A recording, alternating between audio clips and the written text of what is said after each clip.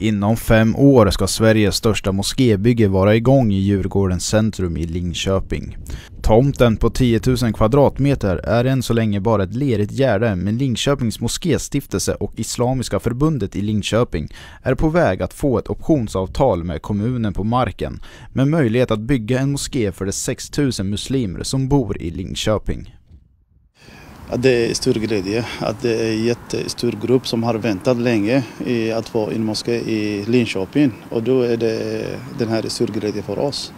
Den som vi tänker att det ska inte bli något, det finns inte liknande som vi tänker. Att det finns till exempel i Stockholm finns en stor moské, men den är befintlig byggnad som de har köpt, och den här är markbyggnad som vi bygger.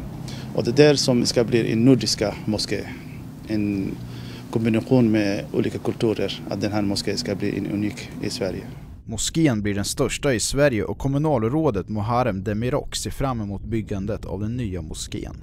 Det innebär också att vi får ett väldigt spännande inslag i stadsbilden i Linköping. Ett arkitektoniskt inslag som vi idag saknar, som jag tror en stad av Linköpings storlek med den mångfalden vi har behöver.